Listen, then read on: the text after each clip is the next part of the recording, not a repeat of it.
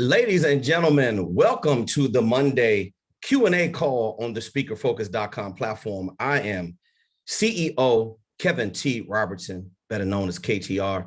I'm here with the entire team and the tech staff, led by the one and only Mr. Auston Troyer, CTO, speakerfocus.com, co-founder, are in the building doing big things.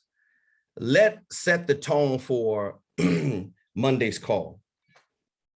I am telling you that those of you who are effectively building speaking empires, I would respectfully request for you today to keep your head down, get ready for the biggest wealth shift and the biggest year in the history of professional speaking. That is not a promise, that is a guarantee. The ones who have their speaker business properly positioned will receive the lion's share of the revenue. It's just that simple. Now, I can confidently tell you that because I talk to people every single day from all walks of life, all different niches, meeting planners, vendors, all different kinds of speakers on our platform, not on our platform. I talk to all the heavy hitters, the movers and shakers, the people trying to get the business off the ground, everybody I talk to. Some of them are ready and some of them are not. This is how we keep score. We separate the adults from the people who still want to play in the sandbox. The adults in this professional speaking industry have marketing skills. There is the number one reason why you are not booking high fee speaking engagements is because you don't understand marketing on another level. So the very thing you don't understand is the very thing of why we created Speaker Focus the way we did. And the reason why it was designed, it was built for people who need marketing help. I'm talking about an over insane amount of people who simply do not understand how this business is put together. Many people they're in a trap. They are literally stuck in a trap. These marketing deficiencies that you're lacking are the things that we help you with on the speakerfocus.com platform. You all know what we do here on the Monday Q&A call. We go in and we answer questions in detail. Raise your hand. I'll be more than happy to get to you. But I want you to remember, preparation to receive the lion's share is only going to come for those that actually put in the work. For those of you who do the work, who do submit support tickets, show up for the group calls, dealing with your fears like we all have to every single day. I simply adore you and I love you. You're my brothers and my sisters and I'm responsible for you. I don't take that lightly. You do your part and we'll always be here to do ours. First question up, Lisa Allman Baldwin. Talk to me. Lisa, can you hear me? I can hear you. Can you hear me? Hey, Lisa. Lisa, hey, I can see you smiling. I can see you smiling. I can see you. I can see you smiling in my head. How are you, Lisa? I'm good. I'm good. That's what's up. So I had a few things today. First, I wanted to thank you and Austin for the help you gave me on my support tickets this past 2 weeks. You're very welcome. And kind of to share a on the way success story. So one of the conference coordinators that I had a couple Zooms with about a conference they have coming up. And if you remember, that was the one that they also had a speakers bureau that sets them up for them. Yes. So she had given me the dates that her board was going to meet and would get back to me after that. Well, in between that time, the guy from the speaker bureau contacted me again and said, hey, we have another association that we work with, who the other lady that I've spoken to, she's on both boards, and we have something coming up. So we want to set up a Zoom with you to meet, the different board members, which she had told me would probably happen. So, and at the end of his email, he said, so we might have 2 opportunities for you. Nice. So I have that meeting with them next week. So I will keep you updated on that. Yes, but the more the better. Yeah, that's all because, the help you guys gave me. Okay, so I have a question that I want to run by you as far as my LinkedIn outreach. So you had answered me I had asked this question about tweaking what I'm saying to try and encourage some more people to book strategy sessions. Yes. So I rewrote it and I wanted to run it by you and see what you thought, if that's okay. Let me hear it. I'm all ears. Absolutely. Okay. Okay, so I said hello, and then I'll put their name in there. And thank you for accepting my connection request. I help conference coordinators, meeting and event planners, and key decision makers such as yourself solve a litany of personal and professional problems they face on a daily basis, many of which are particularly difficult in the wake of this pandemic. I would love to connect over a quick call to provide you with some helpful tips. Here is a link to my calendar where you can choose a date and time that works best for you. And then it has my Calendly link. Okay. I like it, but it can be better. Okay. So let's go through the word sequences. Let's break them down one at a time. And I'm gonna teach you how to switch it up. And I'm glad you're asking me this question because these kind of questions have been pouring in a lot from support tickets. I am constantly seeing that when I tell you, now, Lisa, you're a very gifted writer. Obviously, you do this professionally. However, you are learning and you're getting better at becoming a master copywriter. Mm-hmm. And I cannot stress this enough to you that remember this, everyone. Within the parameters of your word sequences, I call them word sequences, that just your sentence structure from beginning to end. So you have these things inside of it that are action words. And those action words, they get people's attention, just like a news flash. So I'm consulting you and respectfully requesting that with inside the parameters of your word sequences from beginning to end, typically 15% is only retained of what you're saying. And the reason why is because most people do not know how to speak to the meeting planner or target buyer, in this case, of professional speaking services. They don't know how to speak to them in terms of sound bites and power phrases. Sound bites and power phrases. When you do that, you can turn that 15% into 85% retention. You got to know what great words to use. Now, in this particular scenario, you want to make your verbiage feel like it's customized, even if it's a template.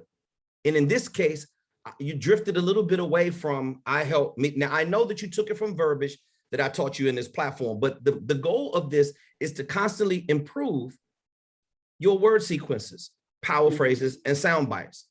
We're going to take out the word tips because you're not teaching the class. You're going to also, let's go back up to the beginning. We're going to break it down line by line. And you're also going to remove, we help people like you. Okay, not you. You're going to talk directly to the meeting planner. First name, jump right in with some level of familiarity. Now, give me the first sentence again, please. Hello, and then their name, and thank you for accepting my connection request. So this was Okay, for LinkedIn. I like the introduction so far. That's cool because you're breaking the ice, jumping into the very first thing. Why are you sending the message? Thank you for accepting the LinkedIn connection request. Continue. Okay, I help conference coordinators, meeting and event planners, and key decision makers such as yourself solve a litany of personal and professional problems. Stop. I help. Let's just break that down into two parts. Okay. Go up to the part when you say like yourself. Repeat that back, and then let's clean that up and fix it. We're going to fix it right now. We're going to upgrade the verbiage right now. Okay. I help conference coordinators, meeting and event planners, and key decision makers such as yourself. Okay, stop. The reason for me reaching out is. Okay. See what I just did? Okay. The reason for me reaching out is. What is your mainstay headline? I offer leadership strategies that promote authentic and purposeful living. Okay. The reason for me reaching out is I teach. Mainstay headline. You got it? Okay. You're not creating this stuff, Lisa, so that you can not utilize it. Okay. Let me be real clear. Again, I've been seeing a lot. I'm talking a wave of this kind of trap that our students are falling into. And this is a prime example because so many people are struggling with the very same thing. you did a, I'm going to say you did an okay job. I'm going to say Okay. above average, but it wasn't great or outstanding. And that's the Right. way the marketing language needs to be in order to speak to them in the language that they understand. So here's what's happening. And in your case, you did the same thing. You're talking about more so of how great you are versus how the service can benefit them. Mm-hmm. I teach. Now, repeat that back to me again, the new way. Start from the beginning and then fill in the blanks, and we're going to edit on the fly. Give me what you got so far, please. Okay. Hello, Kevin, and thank you for accepting my connection request. The reason for me reaching out is I teach leadership strategies that promote authentic and purposeful living. Yes. Okay. Now, give me the second part again that we have not edited. Connect that part. It had said, help conference coordinators, meeting and event planners, and key decision makers such as yourself solve a litany. Now, stop that right there, because we're going to focus more. We're not going to generalize it. We're going to say, okay, wait a minute. We're going to get right to whatever her name is. You're going to go right to the name. Mm-hmm. So you're going to say, the reason for me reaching, or hello, Kevin, and thank you for accepting my connection request. The reason for me reaching out is I teach leadership strategies that promote authentic and purposeful living. yes. Okay. Now, purposeful living. Now you want to be able to go back to say, you want to talk about the world of leadership development. I assist my clients. Got it.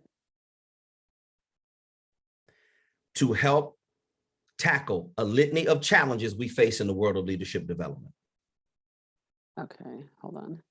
Mm-hmm. To help more beet juice with some lemon in it. Bitter is better. Remember, bitter is better. Bitter is better. Okay, I assist my clients in tackling a litany of challenges. Okay, hold on. And tackling a litany of challenges that we face. You want to let them know this is about inclusion. I'm in it with you, meeting planner. Okay. I'm suffering from the same stuff in my organization that you are. I know how to fix it better than you. That's the reason why I want to have a call with you. Okay. If you're open to it. Okay. I assist my clients in tackling a litany of challenges that we face. And did you say in the leadership? We face in the world of leadership development. In the world of leadership development. Because everything that you're dealing with when it comes to your topics, I don't give a damn what you speak about, all of you. I'm speaking to all of you. It all falls under leadership development. What are we waking up every day to do? Develop leaders. I don't care if you're frontline employees, if you're on a managerial supervisory level, or if you're in the executiveship. We are all developing our skill sets, and we are developing leaders. You want to speak directly to that, because that's the very thing that is the pain point with these meeting planners. Okay, now tell me what you got so far with the changes, and then pause, and then go to the part that we still need to edit, because I believe you have something in there that we do need to salvage, because I liked it, but we want to make sure we end it the right way. Okay. Listen, this is called a hook. Okay. I want to get the meeting planner on the hook to get them to accept the invitation. This is a skill of how to do it. Well, you think our calendar speaker focus is full all the time? Because this is it's a skill to get a prospect to book a session with you where you're going to discuss value with them, not how great you are, not about your credentials. They can read all of that shit when they look at your sales tools. You've got to hook them, get their attention. To get them to schedule a call, you've got to offer them value. What have you done for me lately, Lisa? What are you going to do for me? How are you going to help my organization? Am I going to get some key takeaway strategies from this? Am I going to increase my revenue, productivity, efficiency, time management, organizational skills? What am I getting out of it? Mr. or Mrs. Meeting Planner is thinking the same exact thing. Read from the top with the edited verbiage that we have so far, please. Okay. Hello, Kevin, and thank you for accepting my connection request. The reason for me reaching out is I teach leadership strategies that promote authentic and purposeful living.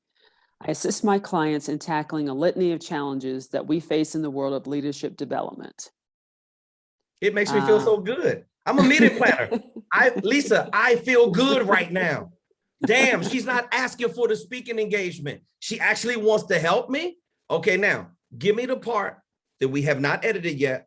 Read that to me, please, because I have to move these words around in my head and we have to come up. Now we're already through the middle. Now we've got to put a bow on it. We've got to wrap it up and end it. Call to action time. Continue. Oh, okay. Let's see. I had said something about difficult things in the wake of the pandemic, but let me skip. Forget about that. Yeah. Okay. So I would love to connect over a quick call to provide you with some helpful, and you said not to say tips, strategies or. Yep. Strategy. Okay. If you're open to a strategy call with me. Okay, hold on. If you're open to a strategy call with me to see how I could possibly help you achieve next level success, here's a link to schedule below.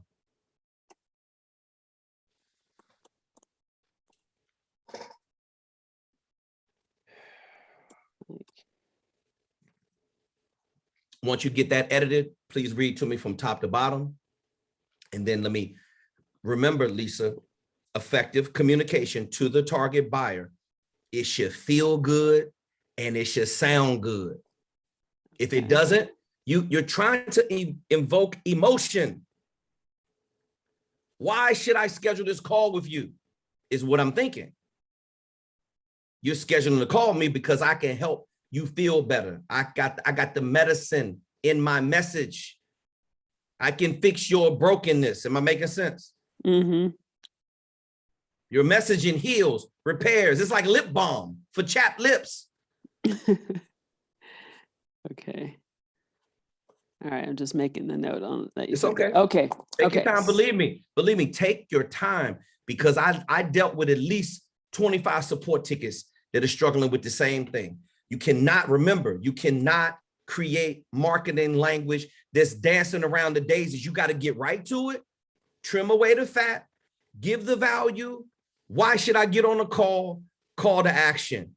Boom. That's how you fill your calendar up. Okay. Hello, Kevin, and thank you for accepting my connection request. The reason for me reaching out is I teach leadership strategies that promote authentic and purposeful living. I assist my clients in tackling a litany of challenges that we face in the world of leadership development. I would love to connect over a quick call to provide you with some helpful strategies. If you're open to a strategy call with me to see how I could possibly help you achieve next level success, here's a link to schedule a date and time that works best for you. Okay. We have a word redundancy. We use strategy twice. Yeah, I saw that. It's really close. I don't like using word redundancies when it's that close. So we have to take one of those strategies out. Repeat those two lines back to me again, please, and let's clean those up, and then we should be done. Okay. I would love to connect over a quick call to provide you with some helpful, I think we should take the strategy out right there. Okay. I would love to help you. No, do me a favor. Read to me the entire thing. Read it to me in its entirety with both of the strategies in it, and I got to see how it feels and which one to take out.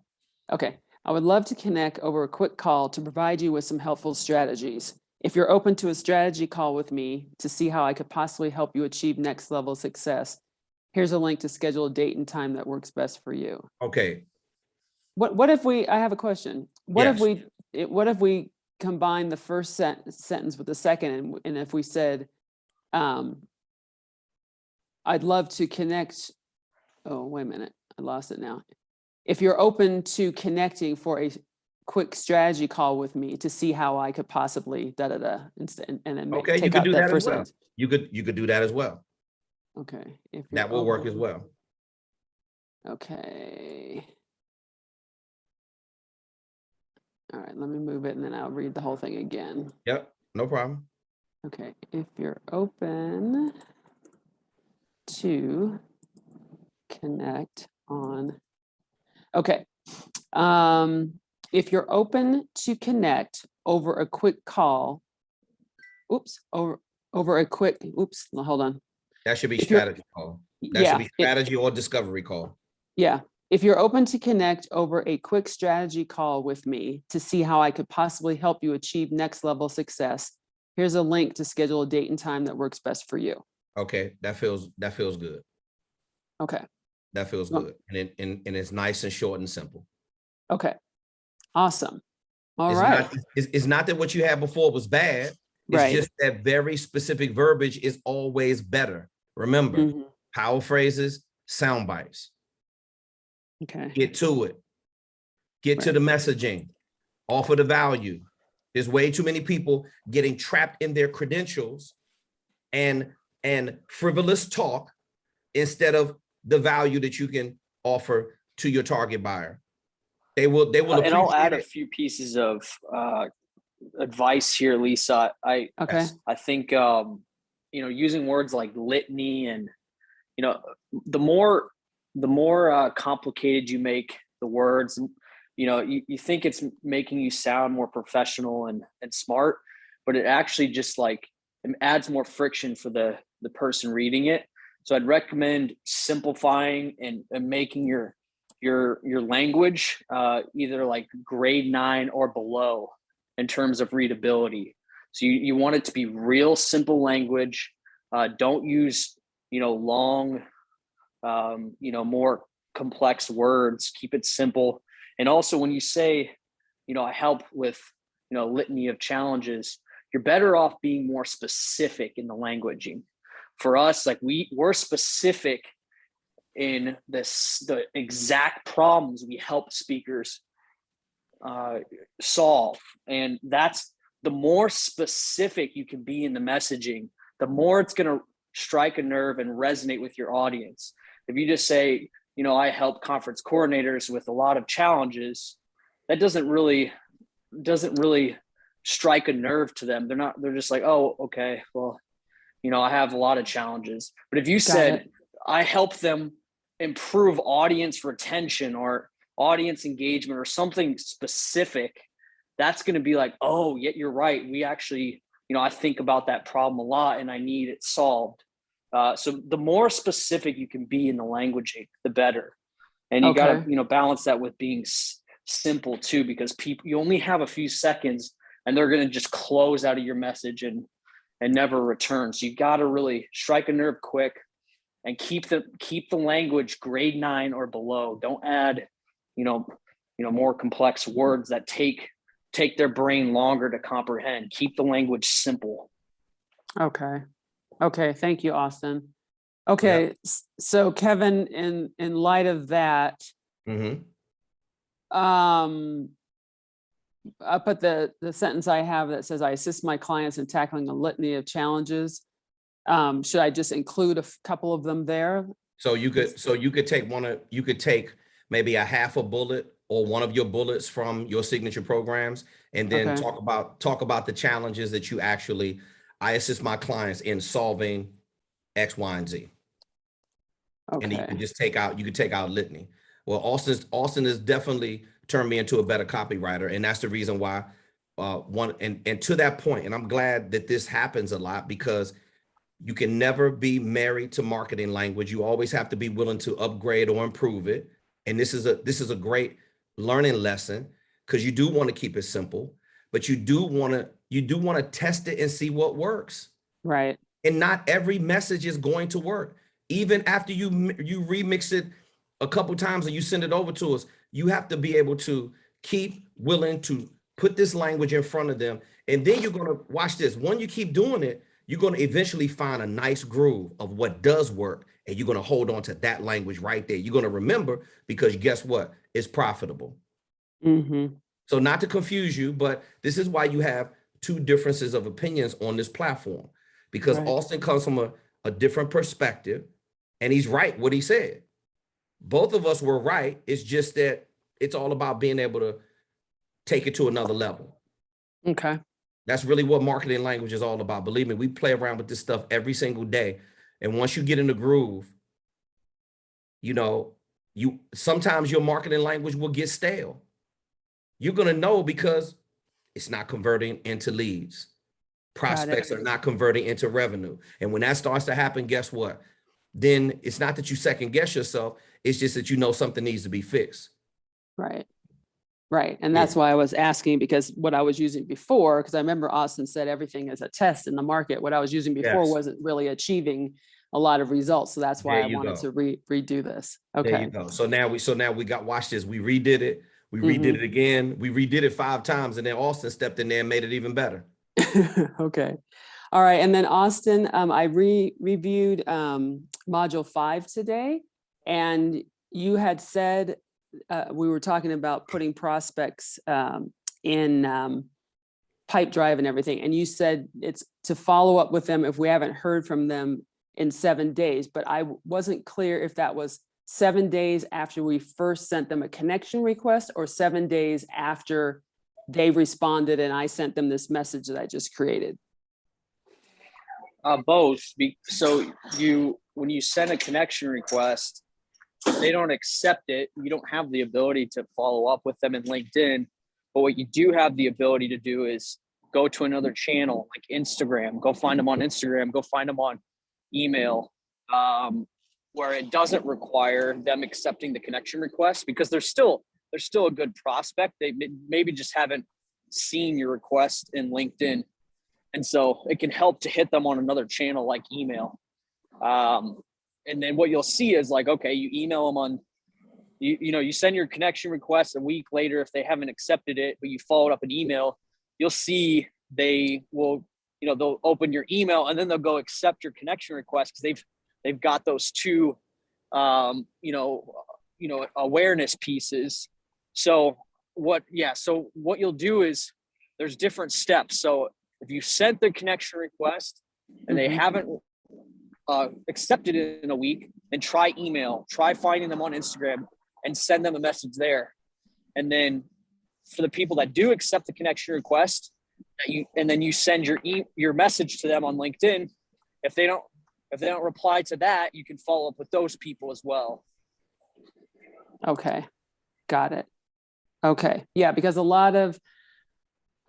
of the people, because I've noticed they do have their emails and things in their LinkedIn profile, but some don't.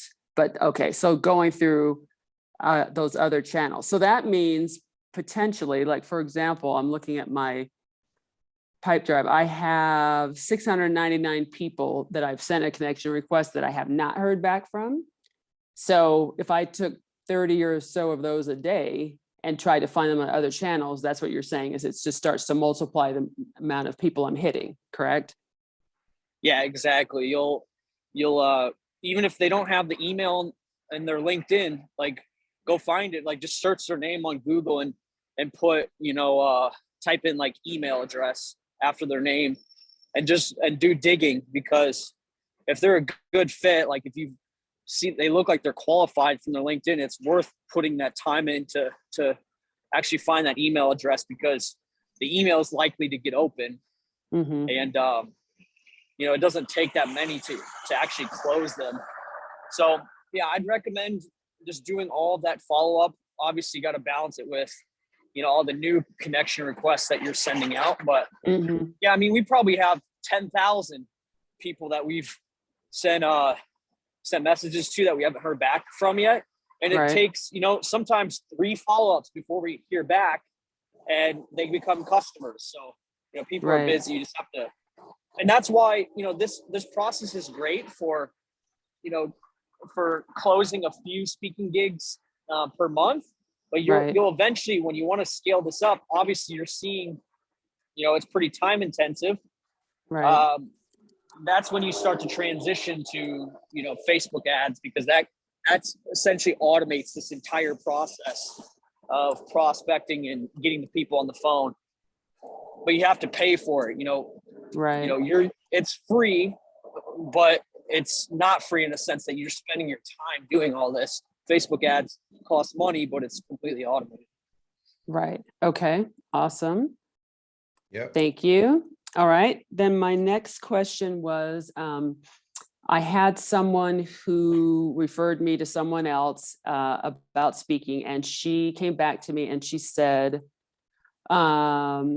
thanks so much for reaching out. Our initial step at the moment is getting you plugged into our speaker repository, which is where we go when we are ready to send out our call for proposals. And then she gave me the link to it.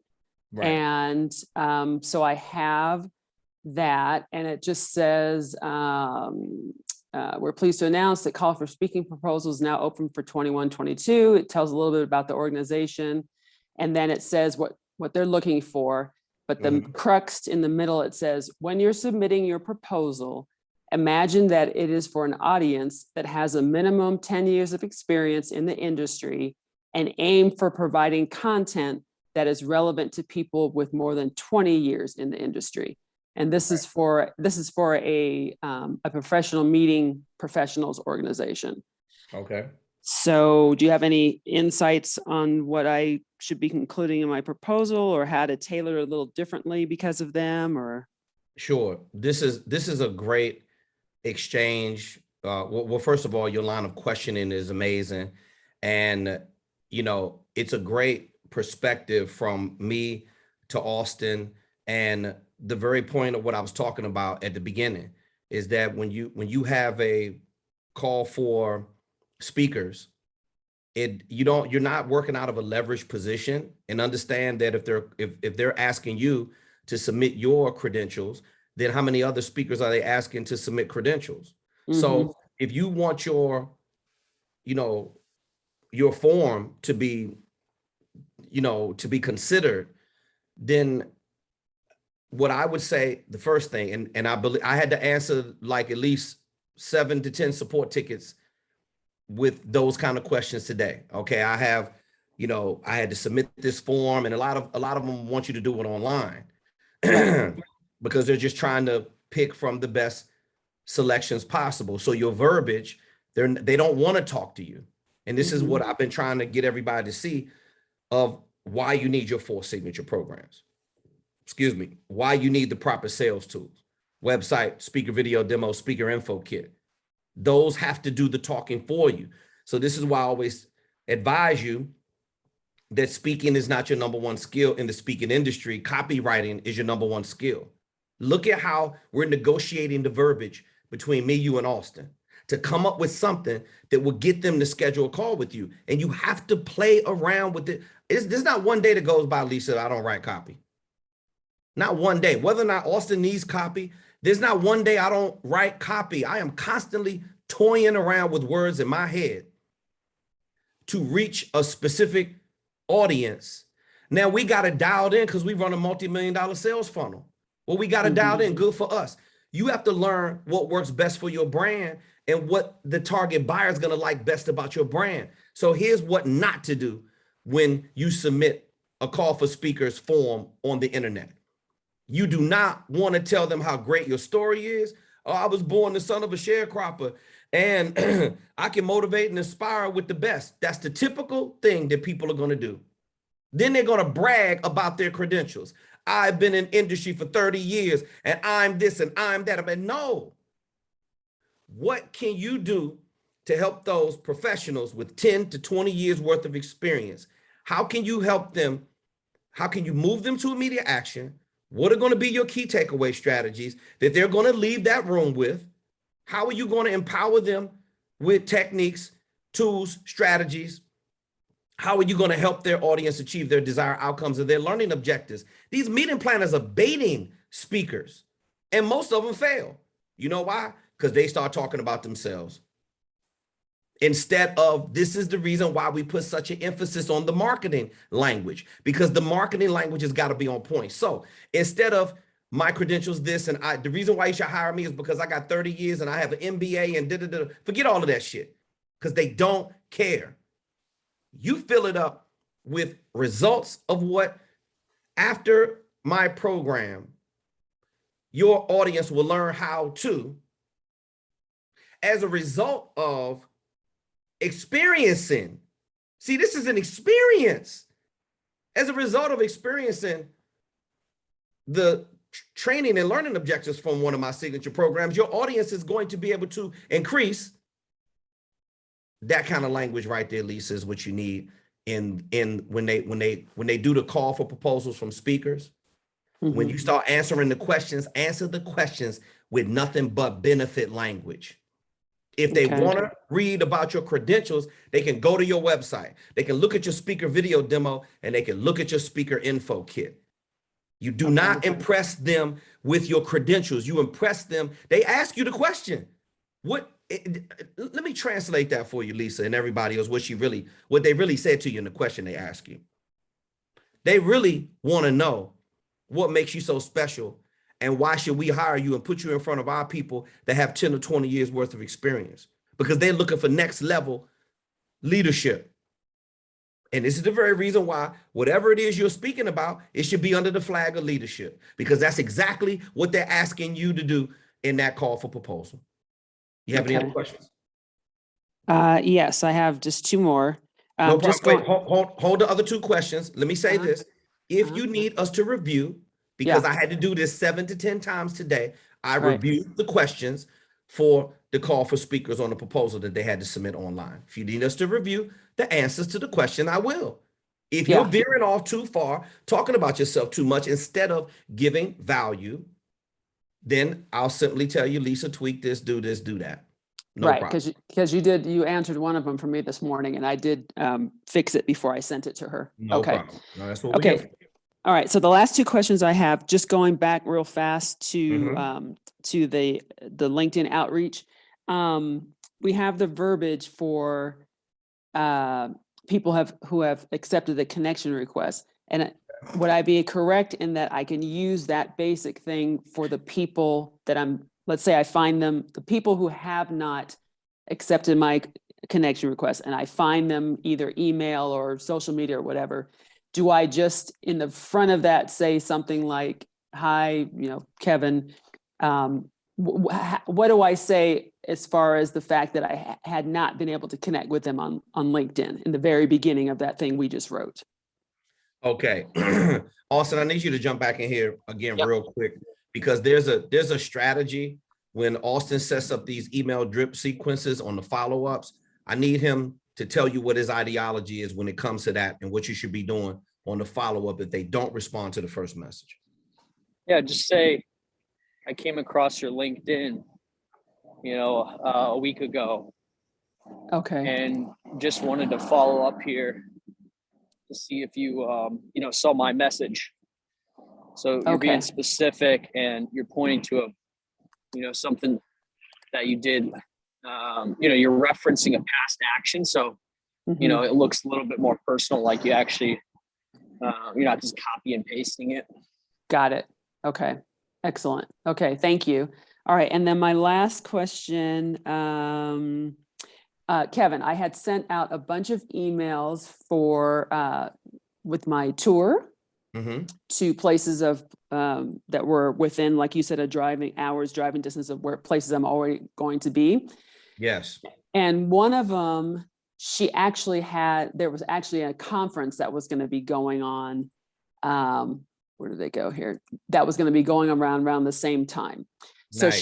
she answered my email today, and she said, "Thank you for reaching out. I'm on the women's ministry team, and my supervisor is so-and-so. We have already booked our speakers and finalized our schedule for the upcoming women's conference. So we are unavailable to participate in the tour. Please let me know if there's anything else you wanted to know about specifically." So what is a way I can answer her that? Or is there a way I can answer her that? Because just because she's already booked the speakers for the tour doesn't mean that maybe they can do something separate, because I'm still going to be in the area at a certain time, but I'm not sure how to respond to her. Okay, let's be clear about what she said to you, because this is a very familiar message. And this is what I always recommend to all of you, is that your job at this point is to stay TOMA, right. top of mind awareness. Yes. So remember, let's be clear. She already has her speaker slots secure for the upcoming conference that is happening around the same time that you are going to be in town where your tour is going on, and you offered her to book a date on your tour. She said she cannot do that because all of her speakers, she already has her speakers for her upcoming meeting. Right. So therefore, booking a date on your tour is not in alignment with her calendar So you are going to respond to her. First of all, thank you for the reply. Is it okay for us to be able to stay connected? Something similar to this. Please let me know how I can add value to your upcoming meeting. Look forward to staying in contact. Okay. Now, watch this. Now, for future reference, here's my website, speaker video demo, speaker info kit for your committee's review. If anything pops up, feel free to reach out. See? Okay. Now you've at least responded with a thank you. Mm-hmm. Is it okay to stay connected? She already responded to you. So she should be in your sales funnel now. Right. And you could be marketing to her when you send out an email to your list every month or every week. Now she's on it. Right. Do you know why speakers miss out on a ton of revenue? Because they don't follow up. They don't reach back out. This is the reason why Auston has all the back end set up where it's all automated. When your list starts growing big, you're going to have to start doing paid advertising, because I don't have the bandwidth. You can't hire enough sales rep to make that many calls of the amount of people that we have. We got over 500,000 leads in our database. Right. You're not calling that many people, and it keeps growing every single month. So the key is this. So you've got the automation will take care of it when the list gets bigger. But for right now, until it becomes unbearable, and when I say unbearable, you're going to be on the phone all the time. You're going to be following up all the time. You're going to be emailing all the time. Like, your speaker business is literally going to take your world over. Mm-hmm. It's a constant upgrade and improvement. If you stay in that mode and that frame of mind, that's what generates revenue. So right now you have somebody that's they were interested in the idea of the tour, the strategy. That's called block booking. Right. I told you to promote it as a tour. Let me tell you something. Had she had a date available, you could hear that she's interested. Mm-hmm. It's a numbers game, Lisa. Call more people. Right. Well, until you get somebody to say yes. Right. Well, I've sent out, I think, 10 or 12 so far in a couple of cities where I'm going to be in. And I ran it by you first, but at the bottom of it, before it said about they can book a strategy session with me, I did say, attached, please find the following materials for review or discussion with your colleagues. So she does have that, but I could still reiterate it for her. Absolutely. Because okay. Yeah. Awesome. Let me ask you a question, Lisa. Well, I'll ask it at the end. Did you have another question? No, that was it. Okay. What's your revenue goal for 2022 for book and speaking engagements? What's my revenue goal? Yeah. If I can at least book one a month, that will be a large improvement, not only in the number of engagements, but the income from each one. Okay. So you're looking at $60K for speaking revenue just on a part-time basis for 2022. Is that correct? Mm-hmm. Yes. Okay. All right. No problem. Well, you're well on pace to do that. You're well on pace to do that. And you're probably going to end up doing more at the rate you're going, at the pace you're growing. And, you just won't quit. And I'm telling you, that's what it takes to have success in marketing. You simply have got to hang in there. Sometimes there's no one way to get it right when you start your business. You have to start hitting this. You have to start hitting your marketing stride. And then you're going to find the correct pitches and verbiage and video and this and this and this. You keep tinkering with it, and eventually you're going to hit pay dirt. Right. But it's the value that your signature programs and your services have for the meeting planner. And I can't stress this enough, because too many people are hard. Lisa, think about this. One last thing about the proposal, the call for speakers proposal. Mm-hmm. Think about how many speakers are going to do exactly what I told you not to do. That's what the majority of them are going to do. The meeting planner is going to sit there and look at 50 submission forms about people literally pounding their chest about how great they are. I have an MBA. I have 30 years worth of experience. I'm this, I'm that, I'm that. Very few speakers know how to market themselves the right way to get that attention of that meeting planner. Right. Where it's going to get them to say yes. It takes skill to get them to say, yes, I want to book a call. It takes skill to get them to say, we want to hire you. And the skill is found in the writing. Right. Just stand on it, Lisa. You're on the right path. Yeah, that's why I'm sticking to the exact scripts that you guys tell me. Yeah, and as you can see, even with the scripts, we're always willing to modify some verbiage here and there. Especially when, this is what I love. I love when you submit a support ticket. You know why?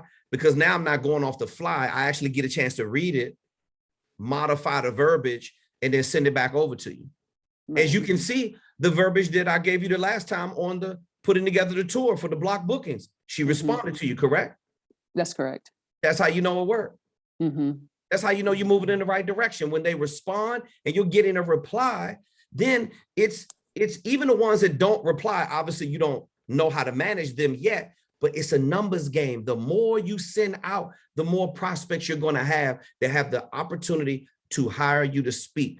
Serve first, deliver value, schedule the follow-up. No, get them on the needs assessment call or a discovery call or a strategy call. Then have your call, deliver the value, then go with the follow-up. Once you go with the follow-up and you're good at closing, once you get good at that, and you're getting good at it right now, you are literally learning how to build your speaker business on the fly because you are not afraid of the effort. God, this is why we love you so much. Don't worry about getting frustrated, Lisa. Don't worry about getting frustrated. Don't worry about getting it wrong. Don't be afraid to make mistakes. I make mistakes every day. Me and Austin make mistakes. We run a multi-million-dollar sales funnel every single day. If it's something I need to be doing better, you see, he doesn't mind jumping in there. We can't be all sensitive here. This is about getting paid. Right. This is about generating revenue. It's about serving first, but we want you to be profitable. The only way to do that is to keep making corrections and upgrading. I have to do it every single day. I'm not afraid of it. It's just the cost to do business. Oh, I got to get better again today. Okay, no problem. Right. Right. Yes. And that's why I love you guys too, because on the days where I think, oh, I'm not making headway, or why is this taking so long, whatever, I get on the call and 5 minutes in, when you just do your opening, I'm like, I got this. I just need some more tools. I just need a little more direction. I just need a little more, because I'm busting my A. I work, 6-7 days a week. And it's not just about the money, but it's about, I'm learning a whole new system and way of doing things, and marketing is not my strong suit, and technology is not my strong suit, but I've learned a lot since I joined you guys in April. So I every week when we have the call, I feel more empowered and more emboldened, and like I've learned more, and it's starting to pay off because people are emailing me back. They're setting up Zoom things. So I just need that, the support, and you guys provide that, above and beyond what I could have possibly imagined. So, well, this is why we were built and designed, and we constructed speakerfocus.com for the very reason. And we sure appreciate you. Keep the questions coming. You're doing a great job at growing your speaker empire, and I couldn't be more proud of you. Keep making the mistakes, Lisa. This is what the game is all about. You don't, there's no embarrassment, there's no shame in failure. Failure just means improvement. Improve, get better next time. Switch the words around. Before you know it, you're gonna be booking more than. I suggest you get ready at the rate you're going. I suggest you get ready to handle an onslaught of speaking engagements, and you're gonna have to make a determination of what you're gonna do: speak full time or write full time. You heard it here first. Okay, right. I heard it. Thank you. Okay, I already know what's going to happen. I already know when you put in that kind of effort, this is what happens. The byproduct of hard work and all of the marketing that she's doing to grow her speaker business, the byproduct of that is revenue, period. You cannot do these kind of me and Austin call this revenue generating activity. Are you doing revenue generating activity for your speaker business? Let's move on to the next question. BJ, talk to me, sir. How are you today? I'm well. I have a question about the 3 to 5 minute video. 3 to 5 minute speaker speaker, The demo, it's speaker video two-part. demo. Mhm. What I'm having some difficulty with is when I focus on writing or creating ideas, Okay. I tend to not do anything video related, right? And I feel like internally I should be always doing something video related. So the first part of my question is, should there be at least 2 to 3 hours set aside for video work on that demo, in addition to what the modules are doing? That's the first part, right? Okay. And the second part is, in the video demos, should we have data and reasons why they need the signature programs, and then briefly touch on why our signature programs add value? Okay. And so all this stuff is video related, correct? Yes. Okay. All right. First of all, have you completed your signature programs? Have I said approved? All 4 of your signature programs are approved. Not yet. I have to make a couple of corrections tonight, and I'll get the final version out to you tomorrow. Okay. But it's The only almost thing- there. Okay, it is almost there. The only thing you needed to do, your opening paragraphs needed to flow a little bit better. Go back to the template, read the instructions over, and then just tweak the verbiage. You had some word redundancies. You started out all of your bullets. After this program, you will be able to. You started all the bullets with learn how to. All of them will learn how to. You have to Right. switch that up. Right. Switch that I up a can little take bit. And also do not take the signature program don't take it out of order. Follow the formatting on your speaker one sheet, which doubles as your signature program page. You should have 4 opening titles to your signature programs and 3 bullets under that. Then it should go to breaking out each one of your signature programs individually with an opening paragraph. And after this program, you will be able to. Then the 5 bullets. That's what you should have.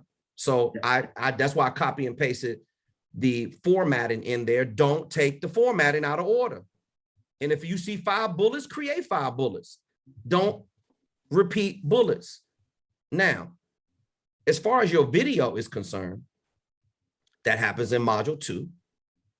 You're not there yet. So you're an accelerated thinker, BJ. So let's just slow down. You're not the only one who does this. You're in module 2 already, focusing on sales tools when you need to be wrapping up your signature programs. And your bio is already approved. I already saw that. It was well written. Let me ask you this then, and I understand. I'll answer the question for you. Okay. But you need to understand, when you start jumping around the program like that, you take it out of order, all you're gonna do is shoot yourself in the foot. But go ahead. No, I agree. What I'm saying is, then essentially what you're telling me not to worry about the video. So I was worried that I'm not spending enough time on video, but essentially what you're saying is leave it alone until you get to that point. Okay. If you want to do some video, you should be dropping video about your signature programs. You want to drop some short videos that add value to the meeting planner. If you need to do video, post it on your social media. But you're not to the point yet where you're ready to do your speaker video demo. And when you do get to that point, we got example after example after example of your classmates on the platform who are crushing their speaker video demo. There is a specific formula for everything on our platform. We lay it all out and show you exactly what to do. But you're a little bit premature. I wouldn't be concerned about video right now. If you want to do video, drop some video on your social media. See, now you can at least start getting used to dropping 2 to 5 minute videos 2 or 3 times a week surrounding your signature programs or your area of expertise. Speakers are simply not creating enough content that adds value to the meeting planner because they're too damn self-promoting. They want to talk about me, I. This is what I've done. No one cares. Tell me how your signature programs and your expertise is going to do your part to help change this world. That's what you need to be talking about. If you're dropping videos as far as that, that's concerned, BJ, send them away. I'll be more than happy. We will review everything that you have, because it's going to come a time when you're going to need that video content. Maybe not just right now, because I still need to approve all of your signature programs. Get that done first, bro. Your bio's already done. Finish up module 1. I'm not really concerned about your speaking ability and your articulation. Move to module 2 and start working on your sales tools. Then you're going to identify your target market, target buyer, and target audience. How we're going to get that messaging, see, it's all done in order for a reason. Because when you start getting your sales tools done, what do you need to create your speaker video demo? Signature programs. What do you need to create the website? What goes on the website? Right there, 4 signature programs with the opening paragraphs and the bullets. What do you need to create the speaker info kit? Your signature programs get dropped on there, page number 1. Page number 2, your bio goes right there. Page number 3, 4, 5, and 6, each individual signature programs get broken out. Now, if you don't finish that, how are we gonna wrap up the sales tools? Am I making sense, BJ? No, absolutely. Like I said before, you're essentially saying to me, don't focus on anything else, just finish the content. Yes, BJ, you're an accelerated thinker, bro. You're smart. You got a high business IQ. You know how many people that we have like you on this platform? You've got to slow down, brother, one step at a time. The hardest thing for me to get my point across to people that are wired like you are a thinker, right? I can see the wheels spinning around in your eyeballs right now. You've got to slow down. The hardest thing for you to learn is patience. You want it all right now. See, this is you. This is you. You see this? This is what you want. You want this in your hand right now. You've already teleported yourself on stage. Don't get this, BJ, unless you get the signature programs done, brother. Are we clear? I got it. Okay. You got any other questions? I appreciate it, man. Thanks for the help. Much appreciated. I love you, man. Listen, you're doing an amazing job. Your verbiage is amazing. Just follow the formula so you can get on the other side of this and you can start focusing on your sales tools. One module, one focus at a time. All right. Got it. Appreciate it. Thank you. Yes, sir. Talk to you real soon. Anytime. Okay. All right. And I so much appreciate, BJ's ability to listen. Because I tell you right now, I deal with so many people every day who don't make the cut to get into this program, who think they got this business all figured out and they don't have a clue. And it's sad. It's sad. But I'm not going to be arguing with you about stuff I already know. What we do is profitable, period. It works. You can show up every single day and you can say, just try it. Because watch this. If it doesn't work, what I'm telling you, then email me back. Jump on a group call. Tell me what's not working. We'll fix it. Marketing is not ever perfect. Marketing is negotiable. You got to be open. Anita, I'll be right with you. I see you. You got to be open, ladies and gentlemen, to upgrading your marketing language and consistently be willing to move things around and figure out the right mix for your brand. Because here's what's going to happen. As soon as you figure it out, these meeting planners are going to be attracted to your brand. And I know it's difficult for you to see in the beginning, but you got to take it one step at a time. Anita, how can I help you this evening? How are you in Austin today? We're doing great. Good. Okay, so I don't want to sound like I'm slow, but what do you mean by when you say finish building your brand? What does that entail? Okay. Well, first of all, if you want to get a real education on building a brand, I would get Peter Montoya's book, The Brand Called You. You are your brand and the brand is you. 3 things that Peter Montoya stresses in that book. Who are you? What do you do? How does it benefit the target buyer? How does it benefit the end consumer? Oh, okay. So everything that you have us doing, that's what we're doing, building our brand. Yes, you are brand building. This is okay. exactly So I thought it was something.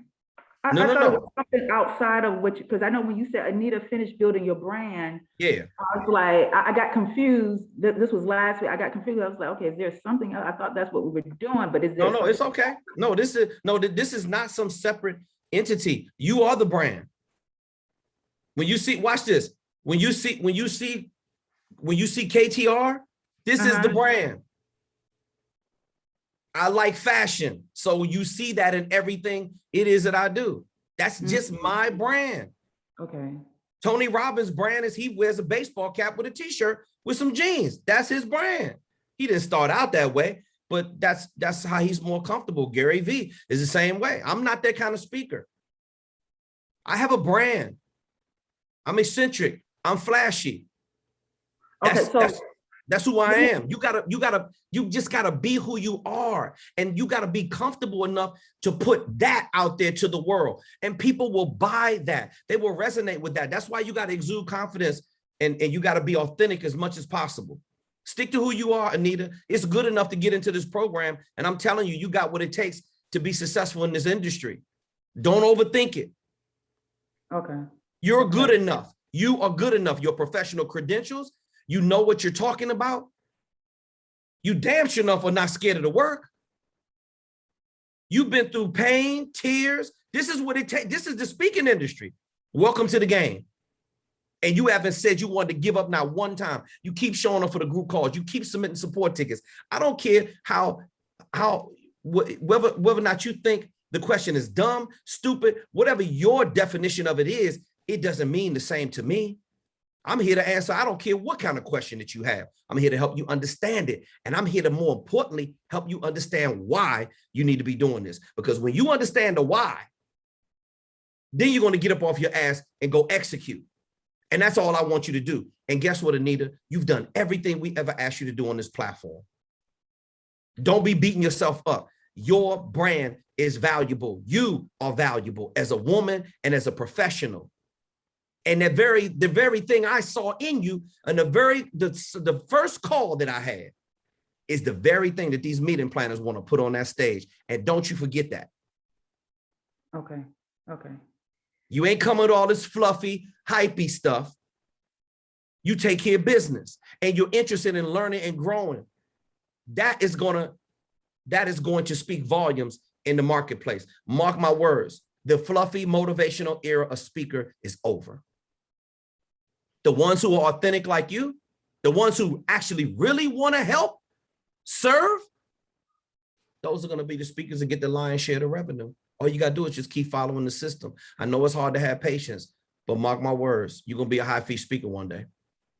Yeah, I'm getting that. As far as when I hear you speak to the other students on here, and just from speaking with you before, I've gotten like signs and synchronicities to let me know it's okay to wait. And then even hearing you answer, is it BJ or DJ's question? BJ, yes, BJ.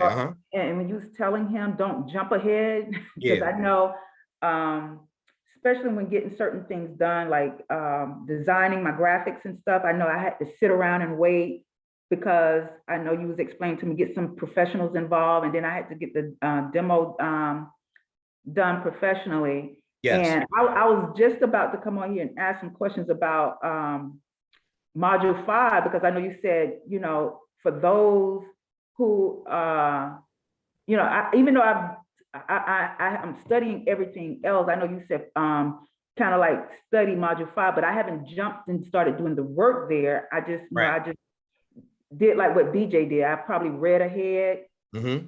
And but I do remember that from last week, and I just wanted to understand that what we're doing already through your program, we are building our brand already. That's what I wanted to understand, if that's what we were already doing. Yeah, you're already doing that. Watch this. I'm gonna make it real clear. We're gonna put a cherry on top, unless you have another question. No, this is the only question. No problem. You start building a brand when you create your signature programs. Your brand is reflective inside of your bio, and that's why you have a formula to follow to create, answer the 8 questions, and then turn the questions into paragraphs, 8 paragraphs. then you are illustrating the brand through the website, putting the 4 signature programs on the website, creating the speaker video demo, which is the part where you are right now. You're still in brand construction mode. That has to be done right because illustration beats conversation.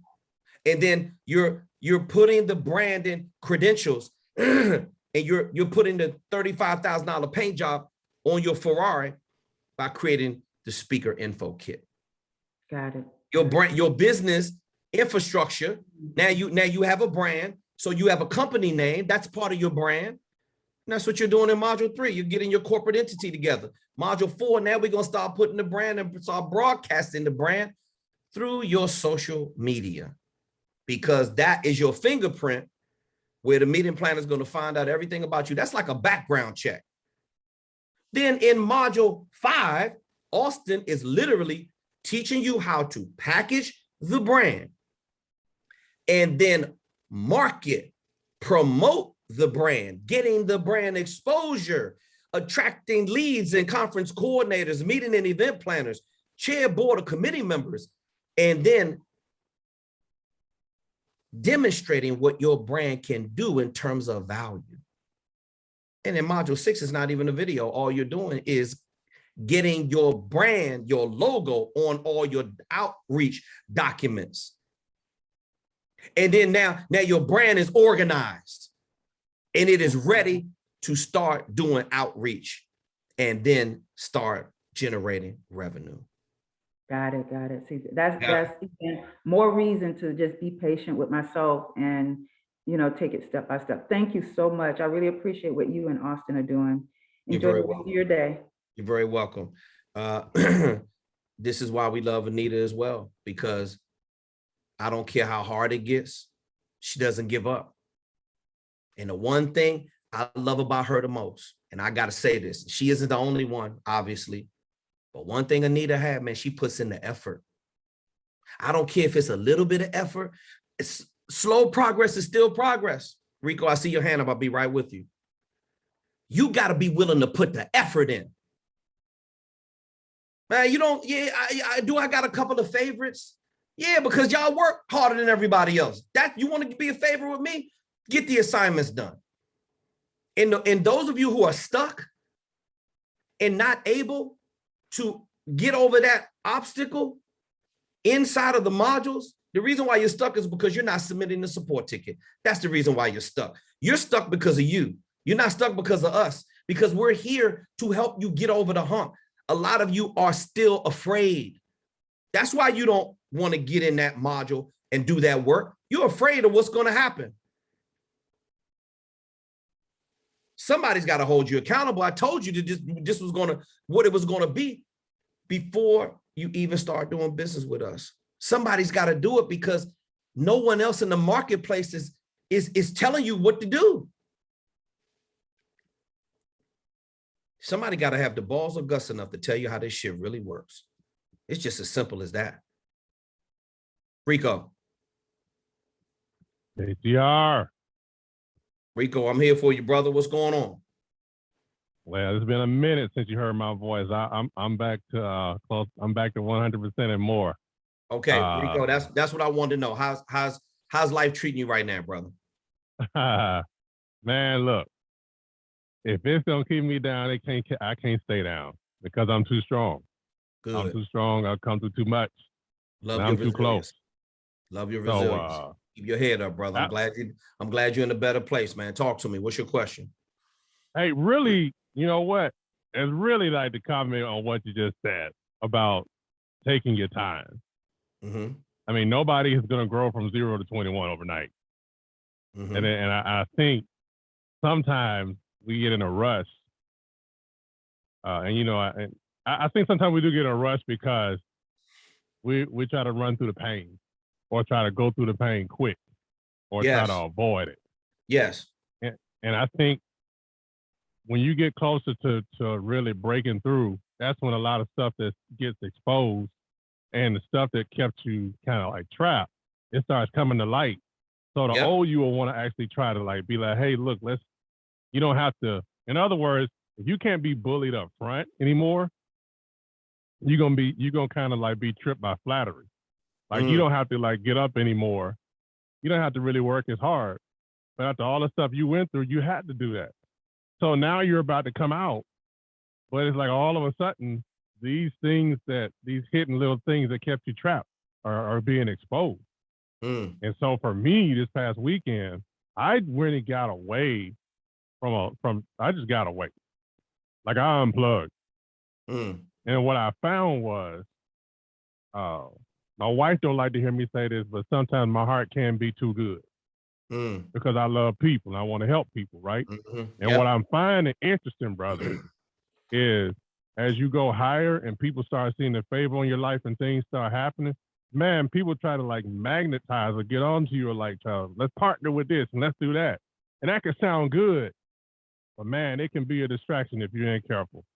Because they want you to do the work. They want you to do the work for them, Rico. They see the work that you're doing is working. They don't want to do the work. They just want to attach onto you to get the trappings, all the accoutrements of success. And believe me, this is an ongoing saga. I had to learn how to, I'm telling you, bro, you got to learn how to say no. You got to be willing to, everybody got to put their own work in. Nobody's carrying anybody. So you're right. When you want to help people, you know, get in a business. This is why I love speaking so much, because I get a chance to help people and earn money at the same time. When I was in my 20s, Rico, I used to sit and answer real estate questions. This when I was flipping houses left and right. I done over like 600, flipped over 600 houses, made a lot of money for me and my investors. So I used to sit in the office when I was in my 20s and answer questions for free for 4 or 5 hours a day.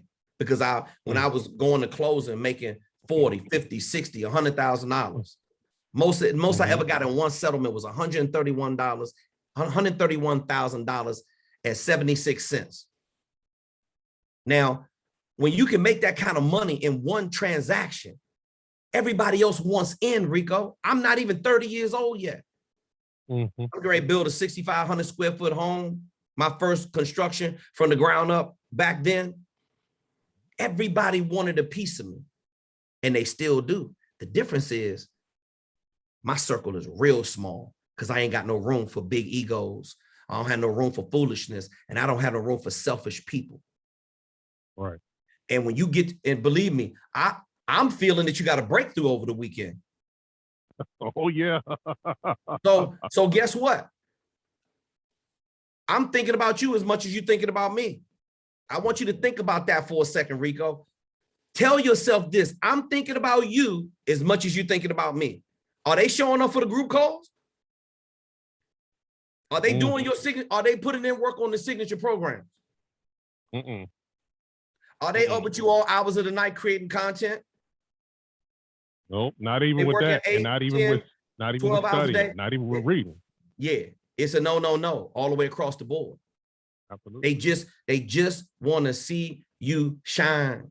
But see, here's the problem, is that everybody wants you to do well until you're doing better than them. And that's when it becomes a problem. And that's the reason why I don't have company come to my house. I don't need no new friends. That's why I keep telling you, speakers in this industry is not your friends. If you got some good relationships from the speaking industry, you're lucky, because jealousy runs rampant in this industry, just like everybody else. They're trying to wonder, oh, well, man, my beard isn't as trimmed up as Rico's. What makes him so special? Why is he booking $5,000 speaking engagements and I'm not? People get mad at you over the dumbest stuff, bro. You better keep your circle tight, especially if you plan on making some money.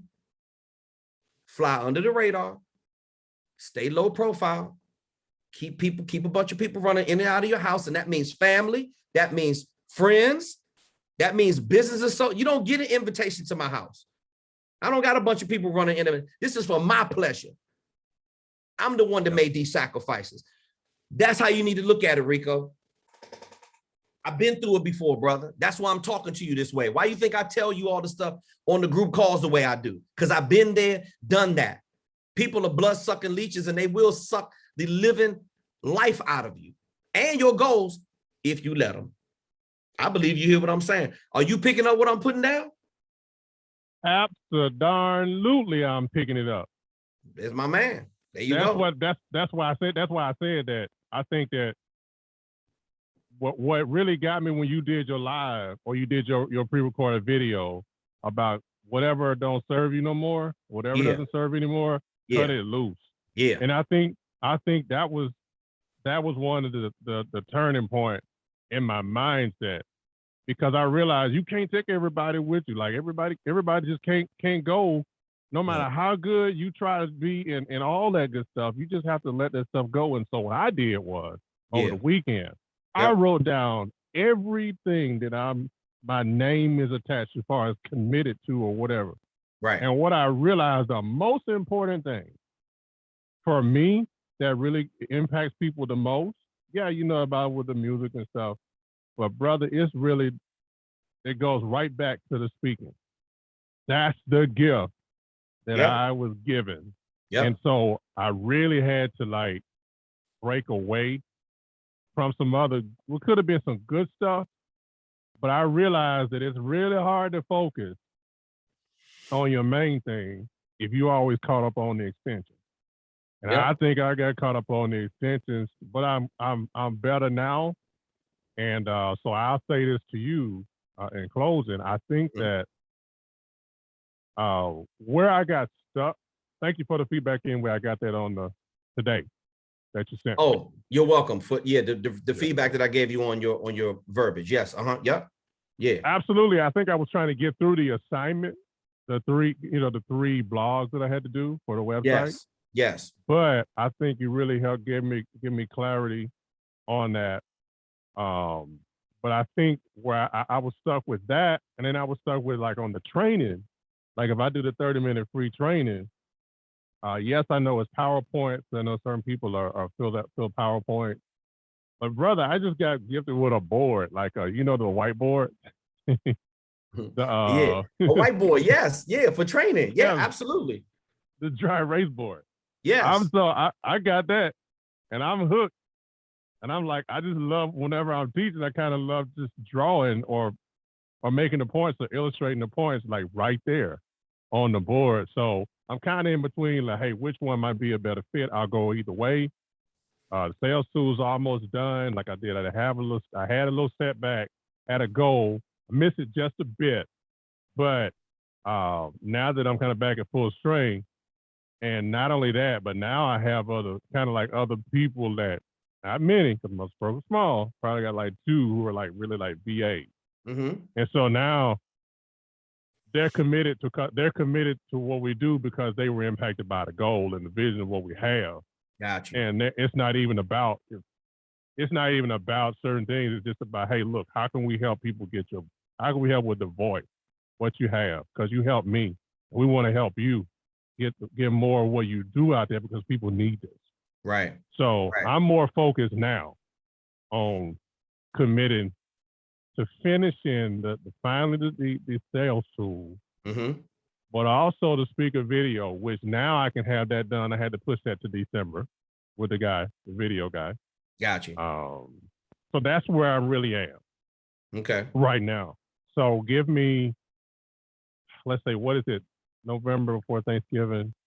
I want to set this goal for, is it the second Monday in December? Okay. I think so. Okay. To have the second or third Monday in December to have the speaker kit, that done, and the video. And I've already been kind of doing the content, or getting back to my content where I pre-record and go put it on LinkedIn and all like that, to where, you know what I mean? So I'm getting back to that, and I'm back in the saddle, but I just wanted to let you know that was what my progress was and what my commitment is. Yeah, and I'm glad you brought that up too, because I know BJ had that question early in the call, and he was worried about doing video right now when he hadn't yet finished his signature programs. And that's what I was talking about. You've been a great example of students on our platform who have been daring enough to produce content, play around with a mix. The advice that I gave you today of stripping away the spirituality and sticking to leadership, if you lean on that, See, I know the reason why is because I went through my, what do you call it? I'm going to say you're at the stage where I went through my spiritual phase. Everything had to be the earth and the moon and the stars and the spirit and connecting the source energy. And that's just what I was going through at the time as a speaker. Yeah. You have better guidance than I did, because I'm teaching you how to write great copy and what gets the revenue and what gets the attention of the meeting planner. In other words, Rico, I was just saying a bunch of stuff that I felt would be great for the audience, but it really wasn't. See, they weren't listening to my spiritual message. They was listening to leadership. And when I finally figured it out, I'm like, wow, look at the difference in my bank account. See, it's not that you can't say it. It's just that you've been doing that for so long. You got to break the habit, and learning how to write copy is breaking the habit of what you think in your mind sells, because it doesn't. Right. The ideology and the approach does, but the way you write it sometimes doesn't. And that was the point. You got it? Absolutely. I got it, Coach. That's it. Lean on it. Give me some more examples. Tweak the articles. Send the blogs back over. Let us approve it. Remember, effective communication should feel good and it should sound good. That's what the target buyer is looking for. How does it make me feel when I read it? How does it sound when I hear him speak? And when you get them two things working together, Rico, and they get you get down in that emotion and you hit that nerve and you hit that pain, and your message is going to help them remedy the pain. Let me tell you something, brother. Passion equals profits. Don't forget that. All right. Yes, sir. All right, man. Love you. Stand on it, brother. Stand on the message. You right there. Another person that ain't afraid to do the work. Jonathan King. Jonathan, I'm sorry, I put Rico. I'm sorry, I got Jonathan. It is okay. What's up, boss? How's it going? Hey, I'm really enjoying what's going on with you, brother? I'm writing as you're teaching people. I'm writing my stuff all over again right now as you speak, because I want to try to get it done today. The ideas are fresh and everything. Thank you, Jonathan. This I is going to be appreciate very it. quick. This is more like an Austin question, and this freaked me out the other day. Yeah, no As problem. I told you, I was working with this web designer and going back and forth, and they gave me a hard time. We finally got the website done. I said, wow, great. Feeling great until yesterday. They sent me a letter, and it had a Google logo on it saying that my website is not ADA compliant. And they're saying that if I don't make it ADA compliant, they're going to shut me down. That freaked the hell out of me. And I was like, what? Well, then why didn't you guys do that when you were working on my website? Now they're saying, well, hey, normally we charge $2,000, but for you, it'll be $1,000. Okay. So all right, pause. I don't know if this is a ploy for them to get more money out of me. Yeah. Or Pause. are they really on the up and up? Okay, pause that real quick. Austin, can you step in here real quick, please?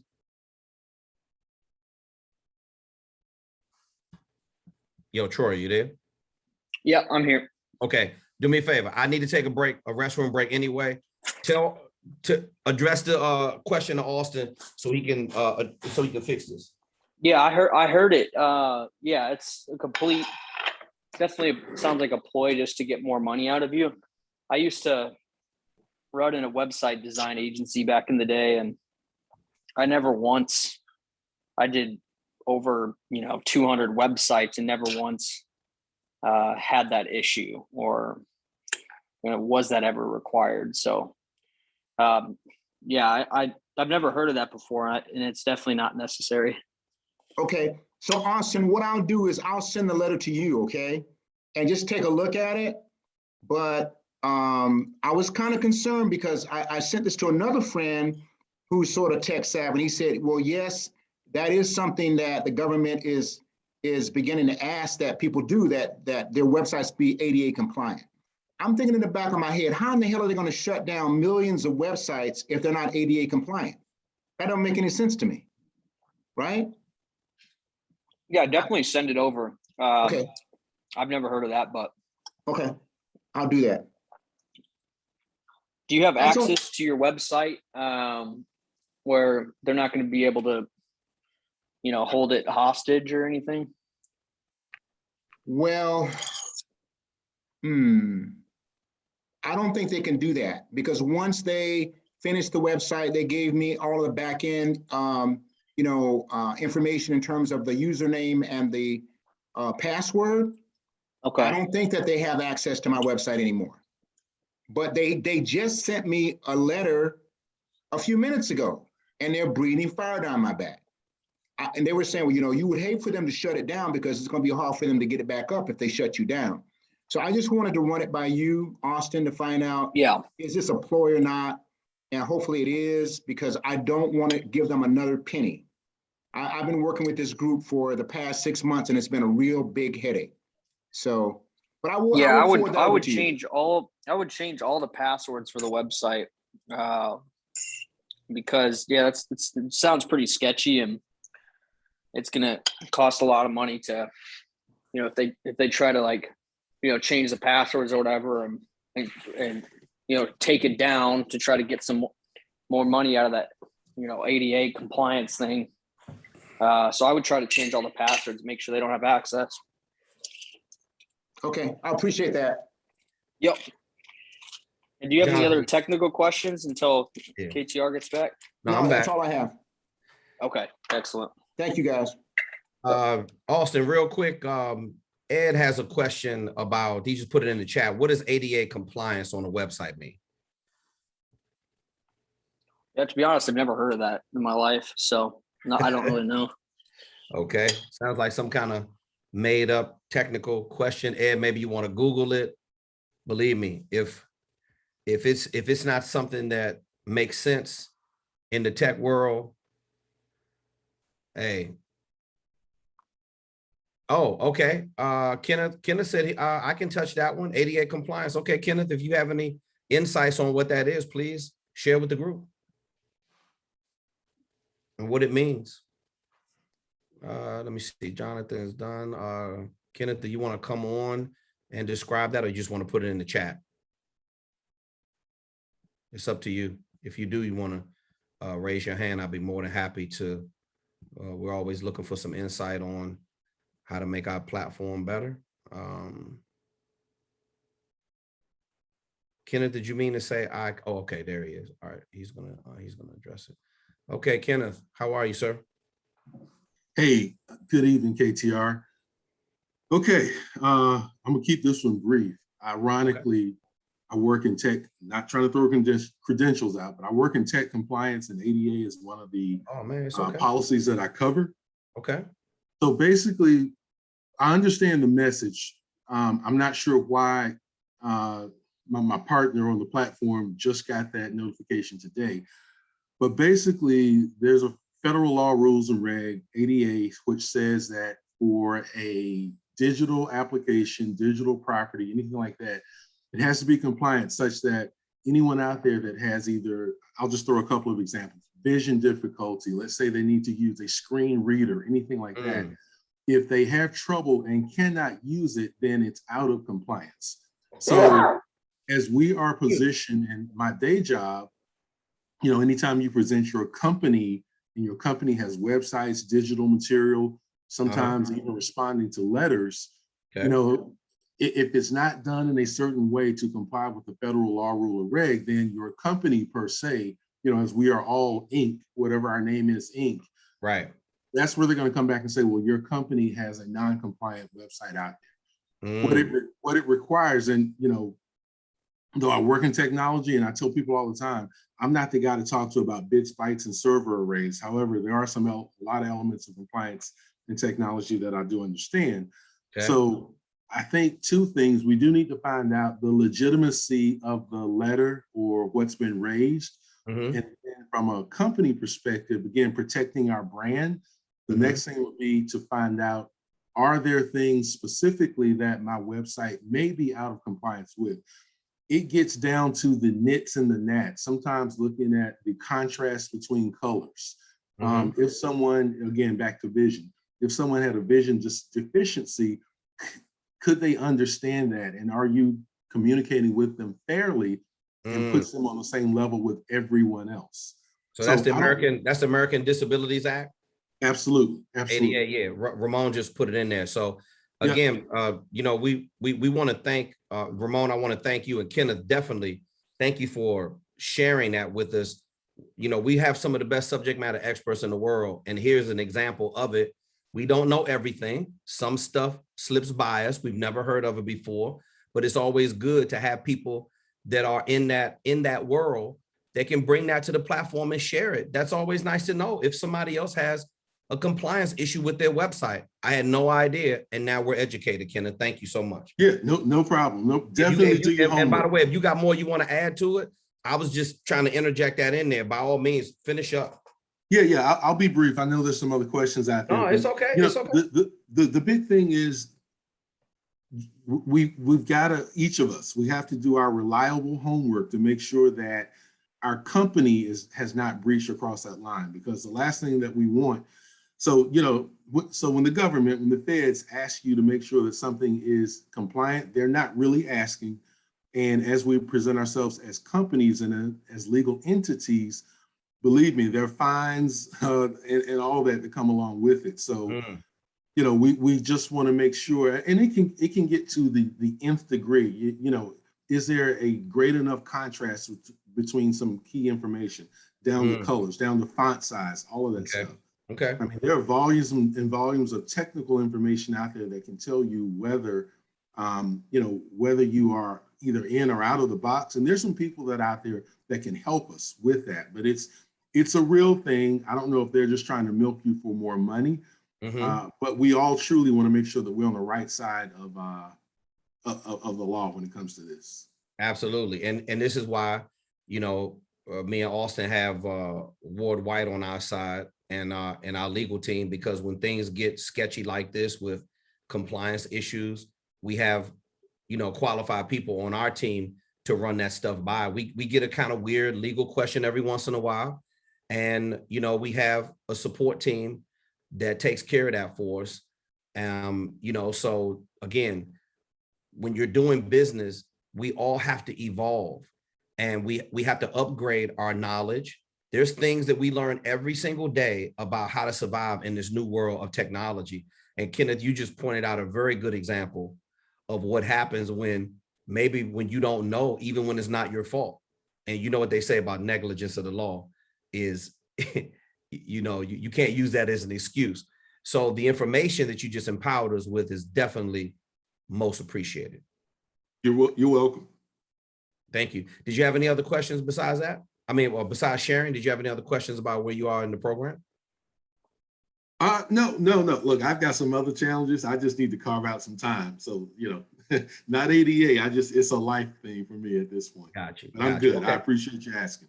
No problem. Listen, I'm sure I'm gonna be talking to you again real soon. Yep. Yes, sir. Thank you. Okay, you're very welcome. Thank you, man. Thank you so much for sharing that information. Okay.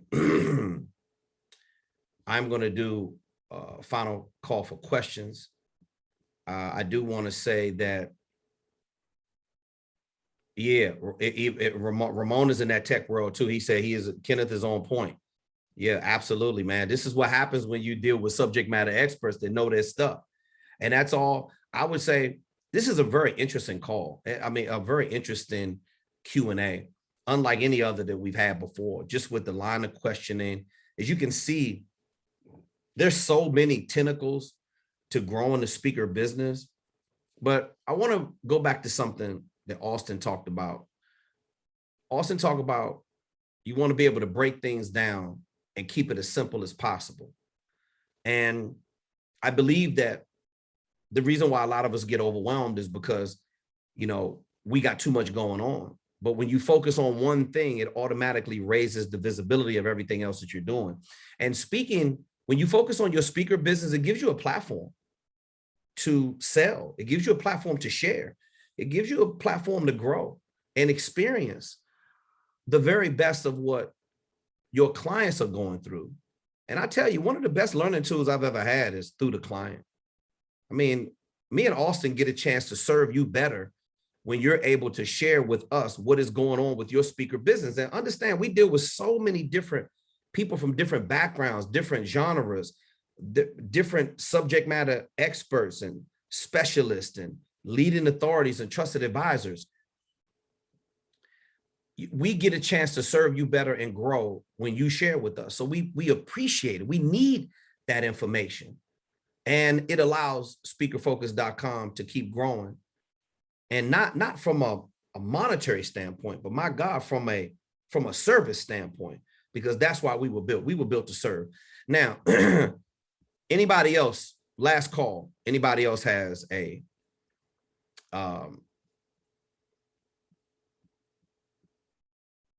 anybody else has a question that they have? Wayne, the reason why is because for some reason you schedule a call with me on the link that is used for new students. Send a support ticket if you have a question, and we'd be more than happy to get to it. We'd be more than happy to get to it. I believe we had a couple other students that tried to schedule a call with the wrong link. The best way for you to ask questions is support@speakerfocus.com, or show up on the Q&A call, and you can talk to me as much as you like. That's the best way for us to serve you at the level that we are right now. Now, with that being said, I think Lisa has another question, if I'm not mistaken. Lisa, do you have another question or comment? Yeah, just a quick one. Do you think you or Austin think it's worth it to do a search on LinkedIn just under the category of board chair people? Do you think that has any, instead of any help or anything? Well, what I'd say is you can try it. You can try multiple searches through LinkedIn, because the search feature through LinkedIn is very powerful. And then see what comes back in the search. See if it's some people in the search that is a good fit for your brand, and vice versa. See, this is I'm glad you brought that question up, because this is a hard thing for us to understand, especially when I was early in my career. I thought that I was the speaker for any and everybody, and it's simply not the case. You have got to be careful of the business that you're going after. And you got to be able to see if it's a good feel. Just because they have a check doesn't mean it's a good feel. All the stuff that you've been telling us about so far, that feels like it's a good fit for your brand, your topic, your particular target buyer that you're attracting. The only way we're going to know that is, listen, me and Austin get a lot of bad business that gets attracted to us on a week-to-week basis, because we got such a volume of leads. There's no way that you're going to get that volume of leads and you're not going to catch some bad apples. You're not going to catch some people that are not a good fit for our coaching program, period. Or a company that's I'm not a good speaker for that particular company. That's a hard concept for many people to understand. But Lisa, I will tell you this: in searching, in doing research, in putting different titles in the search feature for your LinkedIn, which, by the way, LinkedIn is never going to ban you for doing searches, but you're going to be surprised at the information that you start finding out about what you feel is a good fit for your speaker business and the business that you should be going after and the business that you are attracting to your speaker brand. You are going to gain a lot of knowledge by doing that. So would I say try it? Absolutely. Okay.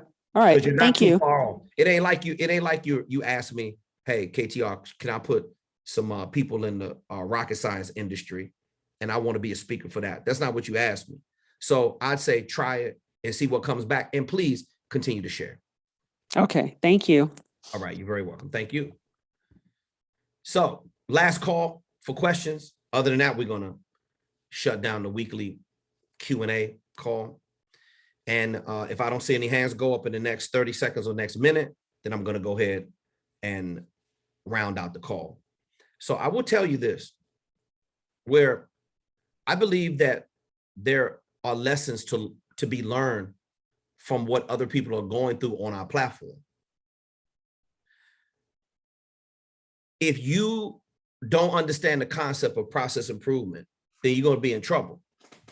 If you don't understand that as much as you want to be successful in this industry, as much as you want the microphone in your hand, that is simply not going to happen unless you build your speaker business out properly. We have all of the tools on the platform to teach you how to build it out. We have new students every week, by the dozens, starting to do outreach. Just because you don't see them on a group call, some people don't want to be on a group call. Some people get their questions answered through submitting support tickets, which is okay. Some people show up on a group call, they don't say anything. That's okay too. The ones who share, we appreciate it, because then you leave behind video evidence for other students who are struggling with the same thing. We all, this is all of us, we all struggle with the same exact thing. I'll say this. Remember the things that I say to you and keep your head down and keep doing the work. Because eventually you're going to look up one day and your whole entire speaker business is going to be built out, and you're going to understand what all this hard work was for. You're going to understand what all this pain and sacrifice and the thorns in your side was all about. You're going to understand what all the blood, guts, and the tears. And I know some of you are literally crying, because I know I've been through nights like that. Tears of frustration. But the pain is all taken away because we have the answers to the questions that you're struggling and suffering with. You don't have to struggle by yourself. Submit a support ticket and get rid of the pain. On behalf of co-founder Auston Troyer and myself, co-founder of speakerfocus.com, Kevin T. Robertson, CEO, and our entire team at speakerfocus.com, we want to wish your family, you are our extended family. We want to wish you and your family a very, very happy Thanksgiving and the kickoff to a happy holiday season. Please be safe, eat and drink sensibly, and we will see you right here, same time, same place, next week on the Q&A call on the speakerfocus.com platform. I love you.